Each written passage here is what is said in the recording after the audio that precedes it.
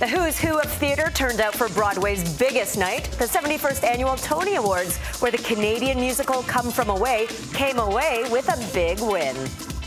Welcome to the Rock. If you come from away, you probably understand about half of what we say. The little show that could. The Canadian production Come From Away, which is set in Gander, Newfoundland, and tells the story of how the locals opened their hearts and homes when flights were redirected to the tiny town after the September 11th terror attack, has been making waves on Broadway, and on theater's biggest night, walked away with a Tony for Best Direction of a Musical.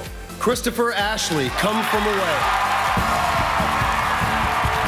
I guess most of all, I'd like to accept this on behalf of the people of Newfoundland and all of the first responders, the people who extended their hearts and their homes and were generous and kind at the very worst moments. But edging out Come From Away was its top competitor, the tearjerker Dear Evan Hansen.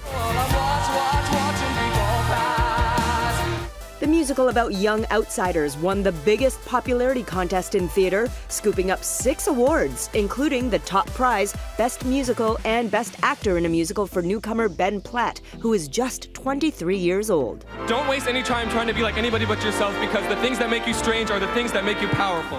As expected, Bette Midler was named Best Actress in a Musical for Hello, Dolly. The 71-year-old took her time on the stage, and nothing, not even the swelling orchestra music, could stop her. I just want to say, Revival, shut that crap off. I just want to say. And they listened. Revival is an interesting word. It means that something is near death. Hey, she earned it. Someone else who earned some recognition, host Kevin Spacey.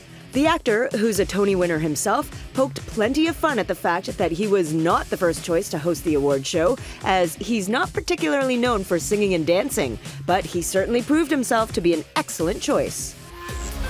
From singing and dancing to cruising and racing at the Canadian Grand Prix, Lewis Hamilton won for the 3rd year in a row, but he wasn't the only British superstar on hand. Cheers! Yep, that's Sir Patrick Stewart drinking champagne from a boot.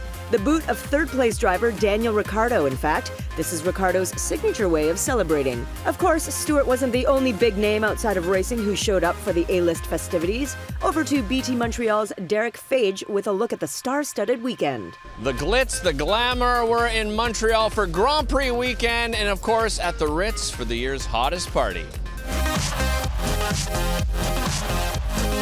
This is the hottest party in the city. So if you're not here, you're really missing out, unfortunately. Everybody's so interesting. It lights up the city. It's so much fun. You guys have been to Montreal in the past. Well, I wanted to talk about your experience here in Montreal. What do you love about this city?